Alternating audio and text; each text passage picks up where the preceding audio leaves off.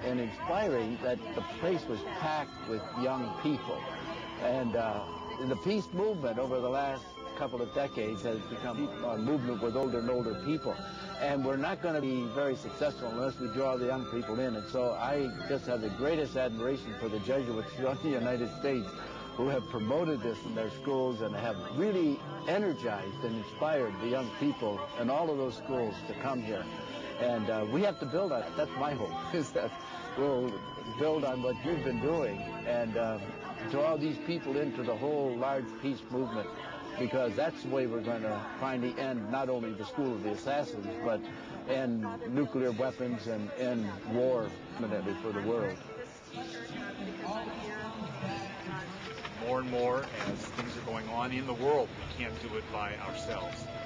And so the more that we can come together and work in solidarity on these important issues, on these important concerns, the more effective we can be, and the more our deepest desires can be translated into something which really changes the world, which builds the kingdom of God.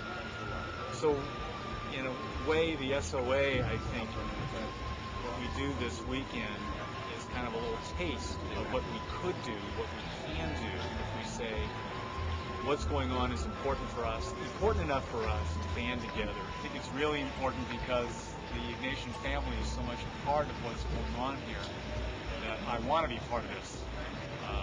As I said last night, I've never been so proud to be a Jesuit, just to see so many of our students from our colleges and universities and high schools participating in this.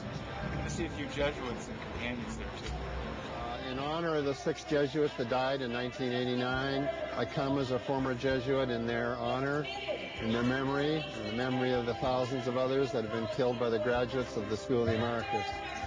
I came here with all my classmates from Loyola Academy just to give a voice to all the people who are unfortunate enough and cannot give a voice to themselves. Because not everyone can be here. So I feel it's my duty not only to be here, but to take the experience back and share it with my community.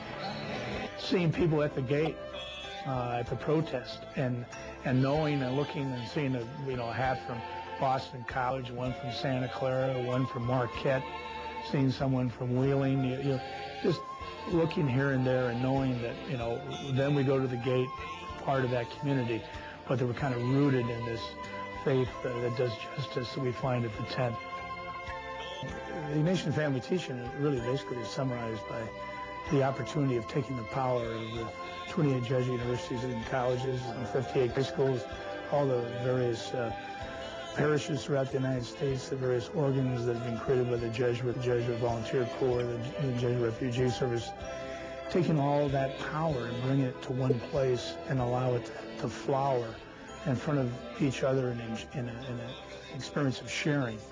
And the power that comes out of that, I think, is reflected in the action, the simple action of going to the gate and protesting the tragedy of the death of the 6 Jesuits and their 2 women companions. But much greater is that when these students and these people of the Ignatian family return home, that they have that their commitment to really changing the unjust structures of society has given, kind of a real shot in the arm. And I think and that's really what it is. It's simple in some ways, but it's very powerful, very deep in another.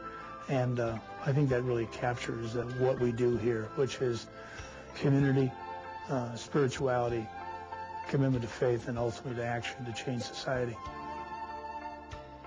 I think all of us have in our minds at the end of the teaching every year is the tent comes down, and then the question is, where does this really go from here? And I know that's a question that the companions have asked a number of times. I think a lot of people ask that question, do we really have an impact other than simply here in Columbus and in the lives of these students?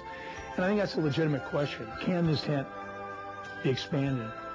Can it actually cover a larger venue, a more powerful venue, to kind of respond to Pedro Rupe's challenge to really become agents of change, to really attack the unjust structures of society? And that's a real open question, I think.